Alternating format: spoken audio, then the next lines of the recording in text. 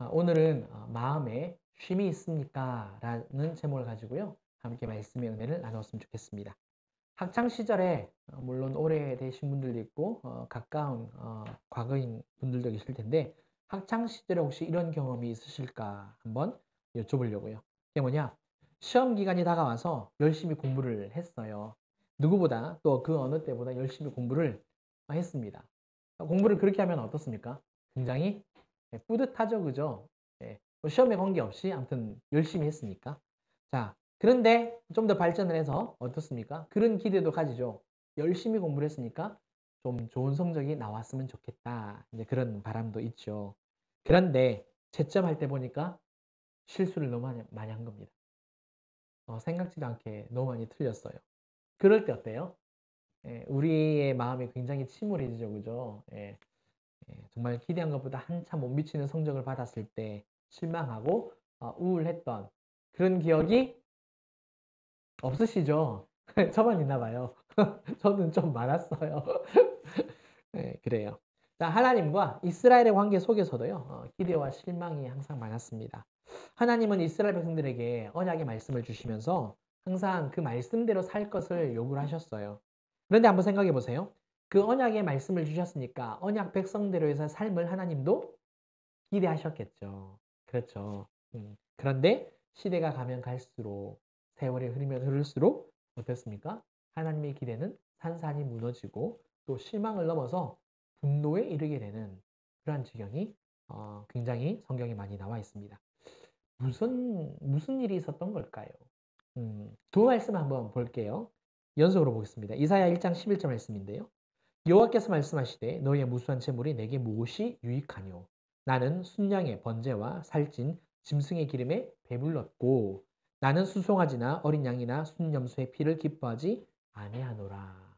그 다음에 미가 말씀 보겠습니다. 미가서 6장 7절이에요.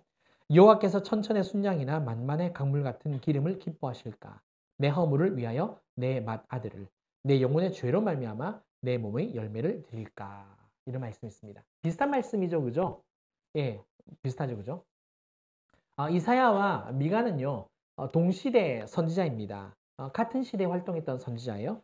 하나님은 이스라엘이 하나님의 말씀에 따라서 하나님을 사랑하고 또 선을 행하면서 사회의 약한 사람들을 돌보고 관심 가져주고 늘 정의롭게, 공의롭게 살기를 바라셨어요. 그런데 이스라엘은 어떤 삶을 살았다는 겁니까? 오늘 이 말씀을 보니까 전혀 그런 삶에는 관심이 없었다는 겁니다.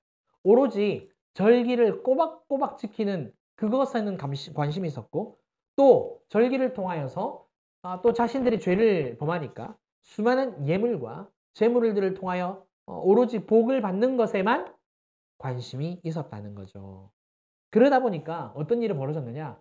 하나님은 삶이 바뀌기를 원하셨는데, 그렇죠? 이스라엘 백성들은 삶은 안 바꾸고 어떻게 해요?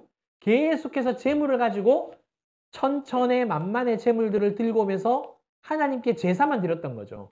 그러다 보니까 하나님이 그 이사야 아까 1장 11절 그 다음에 말씀을 보시면 성전의 뜰만 밟고 간다. 마당만 밟고 간다. 라는 그런 말씀을 하십니다. 그러니까 이 제물로 말미암아 너무 내게 큰 부담이 된다. 사실 뭐 부담을 느끼시지 않을 하나님이시지만 그런 표현을 쓰신다는 거죠. 이스라엘의 죄를 회개하고 온전히 돌아서서 삶의 예배를 하나님이 받기를 원하셨는데 정작 이스라엘은 삶은 삶대로 예배는 예배대로 따로 국밥 그런 지경에 이르렀다는 겁니다. 그러면 궁금한 것이 있습니다. 도대체 어디서부터 잘못된 걸까요? 어디서부터? 자, 오늘 이 시간에 우리는요. 하나님께서 진짜 나에게 우리에게 원하시는 게 뭘까? 그리고 그 뜻대로 살아가는 삶을 살았으면 좋겠습니다. 하나님이 원하시는 게 있어요. 정말 우리한테 원하는 게 있어요. 그것을 가지고 하나님의 측면에서 그리고 우리의 측면에서 살아보고 어디에서 이렇게 틈이 생겼을까? 개입이 생겼을까? 그것을 함께 살펴보겠습니다. 자, 우리는 신앙생활 하면서 하나님을 기쁘시게 해드린다라는 그 생각, 그 명목으로요. 대단한 것은 아니더라도 반드시 뭐라도 해드려야 한다. 이런 생각, 이런 경향이 되게 많습니다. 예를 들어서 성전을 건축한다든지 뭐 이런 분이 계실지 모르겠습니다만 옛날 어르신들 많으셨죠. 그다음에 또 드릴 게 없어서 이 몸이라도 드리겠습니다. 뭐 그래서 뭐 평생 뭐 새벽 제단을 쌓겠습니다. 뭐 그렇다든지 그죠? 뭐 주일 성수를 하겠습니다. 뭐 이런 고백을 하시는 분 되게 많잖아요. 그것뿐만 아니라 자기가 할 수 있는 것을 생각을 해보고 제가 이런 봉사를 하겠습니다. 제가 이런 섬김을 이런 수고를 하겠습니다. 그래서 내 노력이나 수고로 무엇을 해드려야 한다라는 그런 것들을 우리가 많이 보게 됩니다. 이런 것들이요 틀린 것은 아닙니다. 그러나 신앙의 본질도 아니에요. 우리가 하나님의 사랑과 또 은혜로 구원을 받았기 때문에 내 몸을 산제물로 드리는 것은 맞습니다. 그러나 나의 육신적인 수고와 애씀과 섬김과 봉사를 통하여서 무언가를 해드리는 것이 신앙의 전부다? 신앙의 우선순위다? 이건 아니라는 거예요. 이건 아니라는 겁니다. 자, 코로나를 한번 생각해 보셨으면 좋겠습니다. 한 3, 4년 동안 우리가 코로나 때문에 굉장히 힘들었어요. 그렇죠? 코로나가 한창일 때 우리가 현장에서 예배를 거의 못했죠. 그렇죠? 예, 예배하기가 어렵습니다. 그러다 보니까 동영상을 통해서 우리가 예배를 했지 않았습니까? 교회에서 섬기려고 해도 교회를 나갈 수 없는 형편에 이르렀죠. 그러니까 몸으로 봉사를 할 수 있는 사람들은 어떻게 되어졌습니까? 할 수 없는 지경에 이르게 된 거죠. 육신적인 섬김과 봉사 하려고 해도 안 되는 그런 상황이 벌어진 거예요. 그러니까 코로나를 통해서 우리가 알 수 있는 게 뭐냐? 아, 육신적인 봉사와 섬김은 안 될 수도 있구나. 그렇죠. 예, 그것을 우리가 배웠다는 겁니다. 자, 이번에 한 가지만 더 예를 들어 볼게요. 북한에 있는 성도들 한번 예를 들어 보겠습니다. 북한의 경우는요, 코로나보다 더 많은 제약을 가지고 있습니다. 더 많은 제약이 있죠. 자, 보세요. 그냥 숨어서 생활을 해야 돼요. 그냥 북한 사람이니까 이제 뭐 돌아다니기는 하지만 신앙이라는 측면에 있어서는 숨겨야 된다는 겁니다. 그렇지 않으면 총살을 당한다든가, 그렇죠? 예, 또 탄광을 한다든가, 정신교육을 받는다든가 그런 일들이 벌어지기 때문에 그렇습니다. 그러니까 몸으로 어떤 노력으로 어떤 수고로 할 수 있는 게 거의 없다라는 거죠. 언젠가 제가 금요 기도회 때 이야기를 해드린 적이 있어요. 북한에서 신앙생활 하셨던 어느 한 분이 있는데 약간 젊은 어떤 할머니 이런 그런 쪽에 속하는 분이 하나님 은혜로 남쪽으로 내려오게 되어졌습니다. 그런데 남한에서 그러니까 남한인 우리나라에서 신앙생활 하는데 보니까 너무나도 큰 충격을 받았던 거예요. 어떤 충격이냐? 한국 교회 신앙이 굉장히 변질되고 오염되었다는 거죠. 너무너무 자기가 보기에 약하다라는 거예요. 시험 들 만한 일이 아닌데 시험 들고 굉장히 실족당했다 그러고 신앙 떠나버리고 교회 안 나오고 그래서 본인이 왜 하나님께서 신앙생활하고 있는 자신을 북한에서 남쪽으로 보내셨는지 그때 깨달았대요. 그게 뭐냐면 남쪽에 있는 우리 남한에 있는 한국 교회들을 위해서 죽어가고 있는 잠자고 있는 영혼들을 깨우게 해달라는 그 사명을 깨달았다라고 이렇게 이야기를 하셨습니다. 자, 이분의 간증이 말하는 건 뭘까요? 왜 이런 말씀을 하시는 걸까요? 하나님을 기쁘시게 해드리는 것은요, 육신의 수고와 노력이 아니라는 거예요. 북한 사람들은 오로지 하나님, 예수님, 성령님만 바라보고 사모하면서 살기 때문에 영혼으로 주님의 이름만을 부를 수밖에 없다는 겁니다. 그렇잖아요. 우리가 영화도 종종 많이 보셨죠? 저도 봤는데 입을 뒤집어 쓰고 기도하잖아요. 뭐를 할 수 있습니까? 정말 방에서 숨어서 불 다 꺼놓고 그쵸? 입을 뒤집어 쓰고 후레쉬 켜가지고 이렇게 성경책을 보기도 하고 그러지 않습니까? 중요한 것은 뭐냐? 주님의 이름을 부르며 오직 주님을 사모하는 신앙이 우리가 가지고 있는 신앙보다 더 건강하다는 거죠. 육신으로 뭐를 하지를 않아도 오로지 주님만을 찾고 오로지 주님만을 부르고 오직 주님만을 사모하는 그 신앙이 더 건강할 수 있다. 더 강력할 수 있다. 섬기고 봉사하는 것은 좋은 거 맞습니다. 당연히 해야 합니다. 그렇죠? 그러나 생각과 마음에 갇힐 수 있는 육신적인 수고와 섬김은 우리의 신앙을 오염시킵니다. 일반적으로 처음에는 우리가 순수한 마음으로 신앙생활을 하죠. 그렇죠. 봉사도 시작합니다. 그런데 어느 순간부터 안 하면 안 돼. 이런 식으로 자기 스스로 생각을 하게 되어지고요. 또는 다른 성도들에게 말할 때도 왜 봉사해야지 안 하냐고. 권사직분 받았는데, 직사직분 받았는데, 그렇게 신앙생활을 했는데 왜 교회에서 봉사를 안 하냐고 다그치는 성도님들도 굉장히 많다는 건 아시죠? 그렇죠. 그러다 보니까 어떤 신앙으로 발전하게 되어졌습니까? 발전이 아니라 사실 변질이죠. 공로주의 신앙. 뭔가 덕을 쌓아야 되고 뭔가 일을 해야 되고 하는, 그렇다고 절대 일을 하지 말라 이런 이야기 아니에요. 예. 아무튼 그것에 치중해버리는 그런 변질된 신앙으로 나아가게 되어졌다는 거죠. 결국 어떤 일이 벌어졌느냐? 한국 교회가 성장을 했습니다. 발전은 했어요. 정말 죄송한데요. 창문 좀 열어주실래요? 추워도 오늘 춥게 예배하겠습니다. 네. 그래요. 한국 교회가 성장은 하셨어요. 성장은 했지만 성도들의 신앙이 오래되었음에도 불구하고 영적인 성숙은 물론 있었겠죠. 근데 한계가 있다는 겁니다. 왜 그랬을까? 내가 무언가를 해드려야 한다는 생각에 지배를 받고 있다 보니까 성장은 했는데 영적으로 성숙은 못했다는 거죠.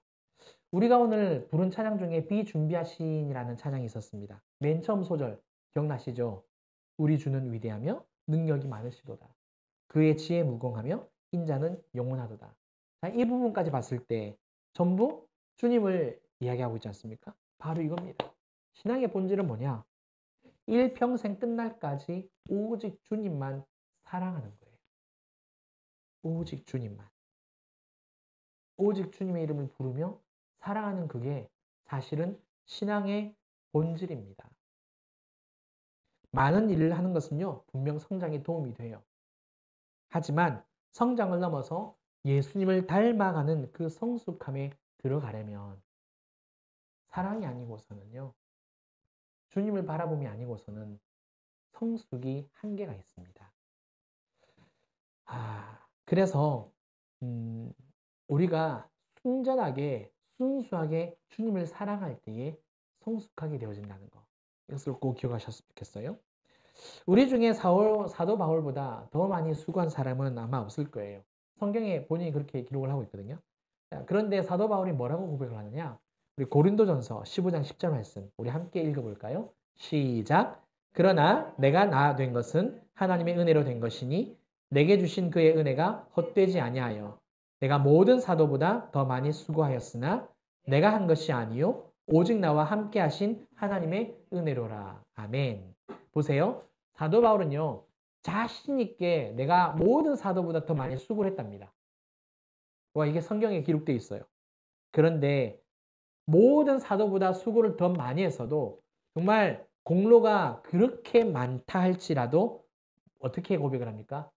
공로를 앞세우지 않아요. 오히려 하나님의 은혜다라고 고백을 합니다.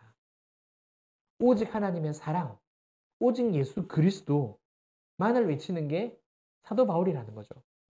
그러니 사도 바울은 자신이 죽기 전에 의의 면류관이 예비되어 있다라고 디모데에게 당당하게 말하지 않습니까? 여러분들은 나에게 의의 면류관이 준비되어 있다라고 저한테 자신 있게 말하실 수 있으세요? 말하실 수 있으셔야 합니다. 믿음으로요. 경험이 아니에요. 내가 한 일이 기준이 되면 안 돼요. 믿음으로. 보세요. 하나님의 기대에 부응한 삶을 사도 바울은 살았다는 거예요. 이스라엘 백성들이 그렇게 제사만 드렸던 그 삶이 아니라 사도 바울은 정말 하나님이 원했던 오직 하나님 한 분, 예수님 한 분만 사랑했던 그 삶을 살아왔기 때문에 나에게 의의 면류관이 예비되었다라고 고백을 했던 거죠. 따라서 우리는요, 마음과 영혼의 중심이 더 순전하게 그리고 변하지 않고 주님께 드려져야 하는 줄 믿습니다. 그러면 하나님께서 진짜 은혜 위에 은혜를 더욱더 부어주세요. 사랑하는 성도 여러분, 우리가 뭔가를 해드려야 된다? 맞기는 해요. 하지만 우선이 되어서는 안 되고요. 전부가 되어서는 안 됩니다. 주님을 순전하게 사랑하는 게 전부예요. 전부예요. 그런데 우리는 사랑한다라는 명목으로 일을 해야 된다라고 착각을 하는 거죠. 착각을. 입술은 사랑한다 고백하면서 세상과 일에 마음과 영혼을 싹 홀라당 빼앗겨 버리는 그런 성도가 아니라 오직 주님만의 이름을 부르면서 오직 영혼으로 주님을 사랑하는 저와 여러분들 되시기를 주님의 이름으로 축원합니다. 자, 이번에는요. 하나님께서 우리에게 진짜 원하셨던 또 다른 것을 한번 이제 살펴보려고 하는데요. 사랑을 받는 대상으로서 하나님이 원하셨던 그런 게 뭐였습니까? 그것이 하나님을 향한 사랑이라고 말씀을 드렸어요. 일이 아니라 하나님을 향한 사랑을 하나님이 진짜 원하셨다. 이걸 말씀드렸다면, 자, 이번에는 하나님을 사랑하는 우리의 측면에서 이제 사랑을 드리잖아요. 사랑을 드리는 우리의 측면에서 우리가 어떻게 되기를 하나님이 원하시는가. 이거를 살펴볼 겁니다. 마태복음 11장 28절부터 29절입니다. 함께 큰 목소리를 읽어볼까요? 시작! 수고하고 무거운 짐진 자들아 다 내게로 오라. 내가 너희를 쉬게 하리라. 나는 마음이 온유하고 겸손하니 나의 멍에를 메고 내게 배우라. 그리하면 너희 마음이 쉼을 얻으리니. 아멘. 자, 이것은 예수님의 말씀입니다. 내 제자들과 사람들에게 다 주신 말씀이에요. 그런데 뭐라고 예수님이 말씀하시느냐? 나에게서 배우라고 말씀을 하세요. 나에게서 배워라. 당시 바리새인들과 율법주의자들은 율법에 대해서 굉장히 열심히 특심이었습니다. 항상 어땠습니까? 말씀을 이마에, 손목에 파란색 술을 달았잖아요. 그것을 보고 항상 기억을 하라고. 그리고 문지방에다가도 새겨가면서 너는 마음을 다하고 뜻을 다하고 힘을 다하여 내 하나님 여호와를 사랑하라. 그렇죠? 앉아서나 일어서나 길을 갈 때든지 항상 입에서 떠나지 말게 하고 그 말씀을 사랑하면서 하나님을 사랑하라, 붙들어라 그렇게 이야기를 하셨단 말이에요. 그래서 율법주의자들과 바리새인들 뿐만 아니라 모든 이스라엘 백성들이 그런 삶을 살았단 말입니다. 그런데 오늘 이 말씀을 보니까 예수님이 뭐라고 말씀하신다고요? 율법을 지키라고 하시는 게 아니라 내게 와서 배우래요. 오히려 예수님 자신에게 오라고 말씀하십니다. 문제는 우리가 이 말씀 굉장히 유명한 말씀이잖아요. 모르시는 분 없잖아요. 그죠? 이 말씀에 누구나 다 아멘을 한다는 거예요. 그런데 아멘은 했지 그 위의 삶은 전혀 이전과 바뀌지 않는다는 겁니다. 그게 문제예요. 뭘 말하느냐? 우리는 신약 세대를 살고 있어요. 그런데 이 바리새인들과 율법 학자들이 그리고 이스라엘 백성들이 무조건 율법을 지켜야 한다. 엄격하게 율법을 지켜야 한다라는 것처럼 우리도 무조건 말씀에 순종해야 한다. 이렇게 생각하고 있다는 겁니다. 자, 오해하시면 안 돼요. 하나님의 말씀에 순종하는 거 맞아요. 말씀 지켜야 합니다. 말씀대로 살아야 합니다. 그런데 율법주의자들처럼 우리가 매여서 그렇게 생각하고 자꾸 말씀을 지키려고 하는 그런 태도와 자세가 우리 안에 은연중에 무의식 가운데 있다는 겁니다. 그러니까 예수님 당시 율법학자들은 이스라엘 사람들은 율법을 반드시 지켜야만 구원을 받는다라고 믿었던 거예요. 그러다 보니까 율법에 매여버린 인생이 되어진 거죠. 보세요. 예수님은 이 땅에 오셔서 모든 율법과 선지자의 강령을 어떻게 하셨다? 다 이루셨다라고 말씀하셨습니다. 문제는 우리가 예수님을 믿는다라고 말하면서 신약 시대를 살고 있는 우리임에도 불구하고 구약 시대 이스라엘 사람들처럼 신앙생활을 하고 있다는 거예요. 그러니까 예수님한테 오라는 말은 뭐란 이야기입니까? 예수 그리스도를 믿고 예수님이 그 말씀을 다 이루셨으니까 자유함 가운데서 믿으며 삶을 살아가는 거잖아요. 나 스스로는 내 힘으로는 내 수고로는 말씀을 완전히 지킬 수 없으니까 예수님이 다 지키신 것을 믿고 자유함 속에서 넘어져도 다시 일어나고 넘어졌는데 나는 그래 죄인이야 그러면서 물론 그 고백은 필요하지만 계속해서 좌절 가운데 낙심 가운데 하나님을 떠나버리는 그런 신앙 살지 말라라는 이야기입니다. 산헤드린 공회원이었던 니고데모가 밤에 예수님을 찾아왔습니다. 그때 예수님이 어떤 말씀을 하셨느냐? 육으로 난 것은 육이라고 말씀을 하셨어요. 또 하신 말씀이 뭐냐? 사람은 거듭나야 하고 또한 살리는 것은 영이다라는 굉장히 좀 어려운 말씀을 하셨습니다. 그런데 이 말씀이 한마디로 뭘 말하느냐? 구약의 율법처럼 말씀에 매여서 살아서는 안 된다라는 것을 이야기를 하죠. 그렇죠? 이 부분을 오해를 하다 보니까 사람의 뱃속에 다시 한 번 더 들어가야 되는 겁니까? 라고 그렇게 물어봤던 니고데모였죠. 자, 그러면 오늘 예수님께서 하신 이 말씀의 뜻 한 번 더 살펴보러 갑니다. 오늘 이 마태복음 11장 28절, 29절, 30절에서 하시는 예수님의 말씀의 뜻은 뭐냐? 예수님의 멍에를 내가 매는 거예요. 너의 멍에를 매지 말고 나의 멍에를 매라고. 쉽게 말해서 이게 무슨 뜻일까요? 나랑 같이 다니자. 나랑 같이 살자. 이거 아니겠습니까? 예수님과 동행하면서 같이 살자고요. 말씀을 율법적으로 완벽하게 지키려고 아등바등 그렇게 삶을 살지 말고 내가 다 이뤘으니까 그냥 편안하게 나와 함께 살자. 좀 마음에 짐을 내려놓을 수 없니? 조금 편안하게 살 수 없니? 이런 말씀 아닐까요? 자, 다른 말씀을 한 번 더 보겠습니다. 고린도전서 15장 43절입니다. 제가 읽어드릴게요. 욕된 것으로 심고 영광스러운 것으로 다시 살아나며 약한 것으로 심고 강한 것으로 다시 살아나며. 자, 이 말씀을 잠깐 풀어볼게요. 욕된 것은 육신을 말합니다. 육적인 것의 정의가 뭐냐? 욕된 것이에요. 그러니까 육적인 삶을 살아가는 우리의 삶은 그러면 욕된 것이 되는 거겠죠. 우리가 말씀을 율법적으로 지키려고 하는 그것도 욕된 것이 된다라는 의미입니다. 육적인 것은요, 약하고요. 그 다음에 강하고 영광스러운 것은 영이다라고 이 본문이 이야기를 하고 있습니다. 고린도전서 15장 44절 한번 보겠습니다. 육의 몸으로 심고 신령한 몸으로 다시 살아나나니 육의 몸이 있은즉 또 영의 몸도 있느니라. 자, 이 말씀은 뭘 말하느냐? 거듭남을 이야기해요. 거듭남을 이야기하는데 거듭남의 대상이 뭐란 이야기입니까? 육신이란 이야기입니까? 아니요. 영혼이라는 이야기입니다. 하나님이 우리를 구원하시는 것은 영이지 육이 아니라는 거죠. 또 우리가 자라고 열매를 맺는 것은 육이 아니라 영이라는 이야기입니다. 하지만 예수님 당시의 바리새인들과 종교 지도자들은 전부 다 육신의 문제로 정죄를 했다는 거예요.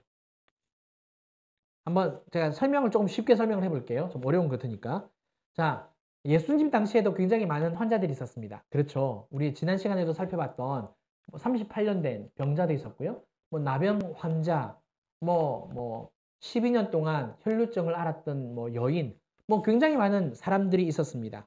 그런데 이 율법주의자들과 바리새인들과 종교 지도자들은 이 환자들을 어떻게 정의를 내렸습니까? 정결하다 그랬습니까? 아니면 부정하다 그랬어요? 자, 부정하다라는 것은 뭘 말하는 겁니까? 그 사람을 정죄한 거예요. 부정한 사람으로. 깨끗하지 않은 사람으로 정죄를 한 겁니다. 그 다음에 그 당시에 귀신이 들렸던 사람이 굉장히 많았습니다. 물론 지금도 귀신 들린 사람 많지만 그때 당시도 굉장히 많았어요. 그런데 이 율법학자들과 이스라엘 이 종교 지도자들은 귀신 들린 사람을 어떻게 했습니까? 거룩하다 그랬나요? 아니면 부정하다 그랬습니까? 부정하다 그랬죠. 정죄했어요. 율법의 조항들을 360개 이상을 만들어 놓고 성경 말씀뿐만 아니라 그 조항들까지 어기면 안식일을 범하면 뭐라고 이야기를 합니까? 정죄했습니다. 정죄요. 육신의 선생이 되면은요, 언젠가 다 정죄를 해요. 그리고 가르치는 자기 자신은 다른 이들로부터 정죄를 당하지 않으려고 어떻게 합니까? 신앙을 포장합니다. 이것을 뭐라 그러죠? 외식 또는 가식이라 그러죠. 만약 오늘 이 말씀과 또 이 설교의 논리대로 의하면 어떤 일이 벌어지느냐? 우리가 외식하고 있다면 우리의 영은 이미 죽은 거예요. 우리의 영은 이미 죽은 거예요. 외식하고 있다면. 솔직히 그래서 저도 부끄럽고요. 다시 마태복음 말씀을 보도록 하겠습니다. 11장 29절. 나는 마음이 온유하고 겸손하니. 자, 이것을 다른하게 표현하면은요. 제가 이렇게 말씀을 드려볼게요. 자, 나는 마음이 온유하고 겸손하다. 예수님이 지금 나에게 이 말씀을 하신다. 자, 이 말씀을 그냥 쉽게 한번 표현해 볼게요. 나는 너에게 겁주지 않는다. 나는 너희를 압박하지 않아. 지켜야 할 계명으로 씨름하지 않아도 돼. 너무 마음에 부담을 갖지 마. 그 다음에 맨 밑에 뭐라고 되어 있습니까? 그리하면 너희 마음이 쉼을 얻으리니. 율법학자들은요, 종교 지도자들은 쉼이 없었어요. 무슨 말이냐? 안식이 없었거든요. 그 일례로 굉장히 그 증거로 삼을 수 있는 내용이 나와요. 안식일에 제자들이 배가 고파서 시장에서 어떡합니까? 밀리삭을 비벼서 먹습니다. 이때 바리새인들과 종교 지도자들이 예수님께 뭐라 그래요? 막 따지면서 항의하죠. 왜 당신의 제자들은 안식일을 지키지 않냐고. 자, 예수님의 제자들을 정죄를 해요. 그런데 한번 생각해 보세요. 지금 무슨 날이죠? 안식일이에요. 그러면 율법학자들과 바리새인들과 종교 지도자들은 그날에 뭐 해야 되죠? 쉬어야 돼요. 근데 왜 나왔어요? 왜 나왔습니까? 정죄하려고요. 뭘 말해요? 바리새인들에게 안식이 없는 거예요. 안식일을 지키자고 자기네들이 그렇게 강조를 하는데 정작 예수님의 제자들이 죄 짓는가 안 짓는가 그것을 뚫어지게 쳐다보면서 정죄하고 있다는 거예요.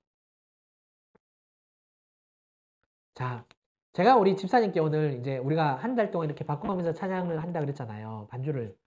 부담을 가지지 말라고 제가 계속 말씀을 드렸잖아요. 왜 그럴까요? 잘못했다고 제가 정죄하지 않는 거예요. 틀려도 괜찮은 거예요. 그럴 수 있는 거예요. 그건 죄가 아니잖아요.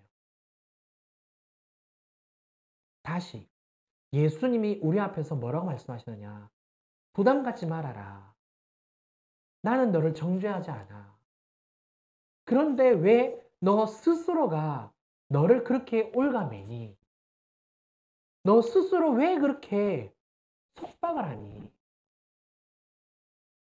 예수님은요.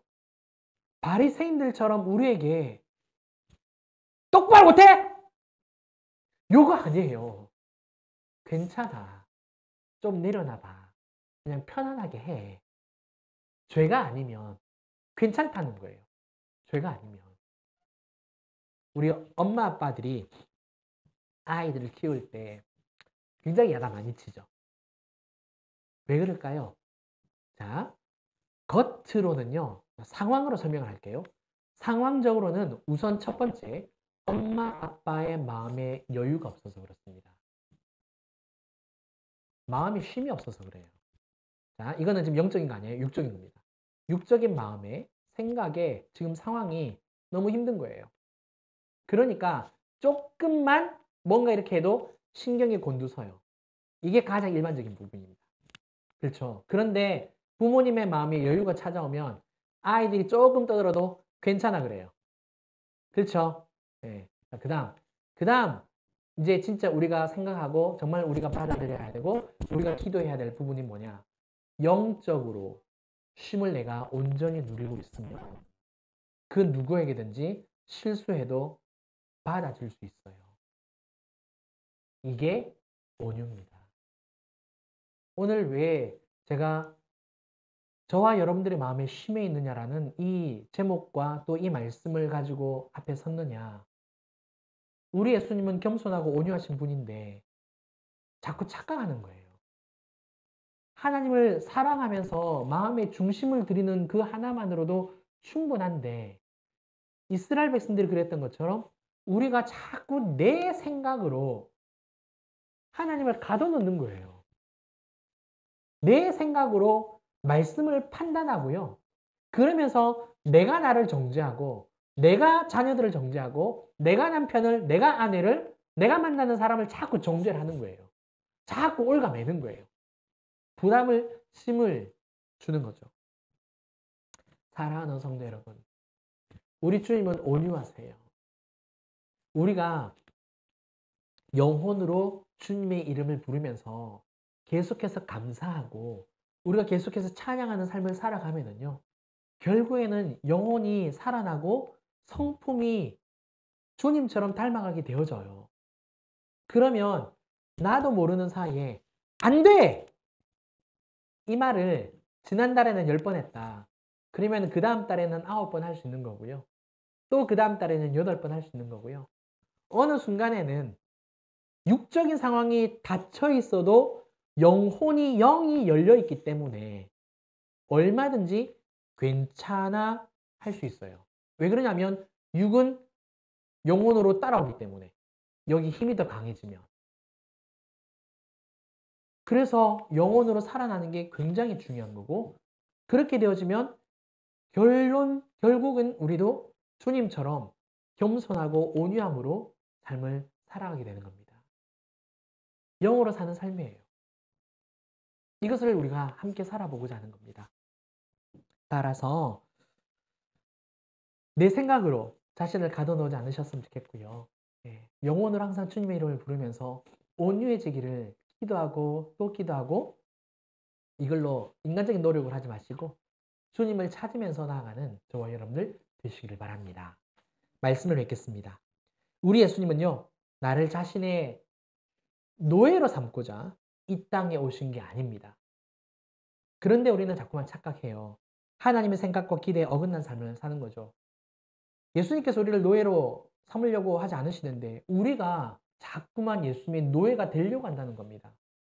올가매요. 노예처럼. 하나님이 절대 그거 원하지 않으세요. 우리 주님의 마음은 온유하고 겸손하시기 때문에 우리가 항상 주님의 이름을 부르며 주님을 바라보고 그 안에서 우리가 쉼을 누리기를 원하세요. 쉼을. 그래서 내가 좋아하는 세상의 그 무언가로부터 주는 어떤 그런 게 아니라 정말 주님만이 주실 수 있는 그 기쁨, 그 감사, 그 평안, 그 쉼을 누리는 저와 여러분 되었으면 좋겠습니다. 그래서 다시 순전함으로 주님을 사랑하고 그렇게 나아가는 저와 여러분 되시기를 주님 이름으로 축원합니다. 우리 찬양하고 기도하겠습니다. 비준비하시니 우리 다시 한번 이 찬양 드리면서 우리 주님을 더 묵상하고 정말 주님의 마음이 온유한 것처럼 내 마음도 더 넓어지고 깊어지고 온유해지기를 우리가 사모하겠습니다. 우리 주는 위대하며 능력이 많으시도다. 그의 지혜 무궁하며 인자는 영원하도다.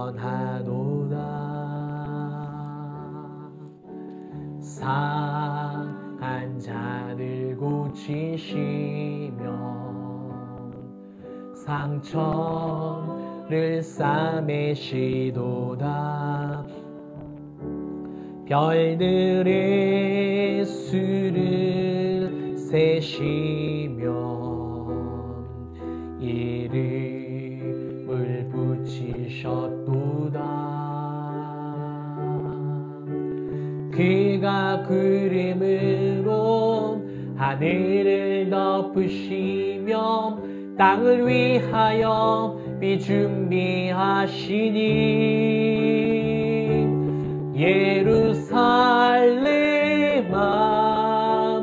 여호와를 찬송할지어다. 내 하나님을 감사함으로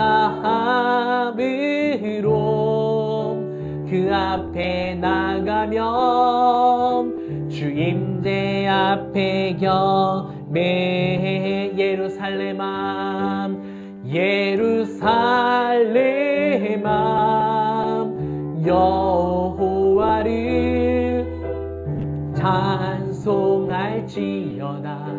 내 하나님을 감사함으로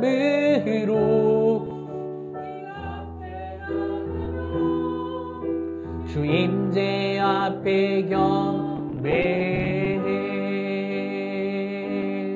아멘. 함께 기도할까요? 올해 목회 방향을 정하고 이 방향으로 나아가는데 참 하나님께서 참 많은 것을 깨닫게 해주시고 또 가르쳐 주시는 것을 보게 됩니다. 엊그저께 사단이 가장 무서워하는 게 겸손과 온유라는 말씀 드렸잖아요. 솔직히 처음 깨달았어요. 그리고 주님이 진짜 겸손하시고 온유하신데 이 삶을 살아가면 결국에는 우리도 그 모습으로 서게 되는구나 라는 것을 계속해서 알게 해주시고 북돋아 주시고 그러시는 깨달음을 계속 이렇게 받고 있어요. 사랑하는 성도 여러분, 우리 주님 온유하세요. 스스로 자신을 올가매지 않으셨으면 좋겠고요. 정말 주님 안으로 온전히 들어가셨으면 좋겠고 또 순전함으로 주님을 사랑하셨으면 좋겠습니다. 그러면 살아납니다. 그러면 나중에는 제 삶이, 우리 삶이 변화됩니다. 정말 누가 뭘 하지 않아도 자유함 속에서 기쁘고 감사하고 평안하고 즐겁고 누가 말하지 않아도 늘 은혜가 넘치는 그 삶을 살게 됩니다. 우리 함께 기도하겠습니다. 하나님 감사합니다. 하나님 감사합니다. 우리 주님은 진실로 아버지 겸손하고 온유하십니다. 온유하고 겸손하십니다. 하나님, 나의 멍에를 메라. 너의 멍에를 맬 게 아니라 나의 멍에를 메라. 그리하면 너의 마음이 쉼이 있을 것이다. 하나님, 우리가 우리 자신을 올가매며 자유함이 없는 정말 갇힌 삶을 자꾸만 살아갑니다. 우리 주님은 우리에게 쉼을 얻으라고 그 마음에 그 영혼에 쉼이 있기를, 그래서 이 땅에 오셨다라고, 그래서 내가 너를 예수 믿게 했다라고 하나님 말씀하심에도 불구하고 우리는 자꾸만 내 몸으로 뭐를 해야 된다라고 자꾸만 나를 올가매고 속박하고 구속해버립니다. 하나님, 아버지, 잘못된 편견, 착각 내려놓습니다. 이제는 정말 영혼으로 주님을 바라보면서 주님을 찬양하고 주님을 또 찬양하고 또 주님을 찬양합니다. 곡조를 불러서 곡조에 붙여서 주님을 찬양하고 그냥 입술로 주님을 찬양한다라고 고백으로 나아갑니다. 주님, 겸손하시며 온유하신 그 주님께 더 들어갈 때 더욱더 순전히 사랑케 하여 주시고 그 주님과 정말 아버지 하나님 정말 삶을 살아갈 수 있는 이 복된 삶을 살아갈 수 있게 더욱더 은혜를 베풀어 주옵소서. 아멘. 아멘. 아멘. 사랑과 은혜가 풍성하신 우리 주님 감사합니다. 우리 주님 진실로 온유하시고 겸손하신 분이십니다. 이제는 이것을 깨닫고 더욱더 믿음으로 나아가며 삶으로 살기를 원합니다. 더 이상 내 생각으로 주님을 가둬버리고 나를 속박해버리는 그런 삶이 아니라 영혼으로 주님의 이름을 부르며 순전히 사랑하며 그 겸손함과 온유함 속에서 온전히 주님의 멍에로 아버지 그렇게 삶을 살아가는 우리 모두가 될 수 있도록 주님 인도하여 주시옵소서. 이 모든 것을 감사드리며 지금은 우리 주 예수 그리스도의 은혜와 크신 하나님의 사랑과 성령님의 감화감동 교통 충만하심이 그 온유함 가운데 쉼을 얻기로 결단하는 사랑하는 우리 모든 성도님들과 각 가정과 또 일터와 우리 진주빛 교회와 이 나라 이 민족 위에 이제로부터 영원까지 함께 있을지어다. 아멘.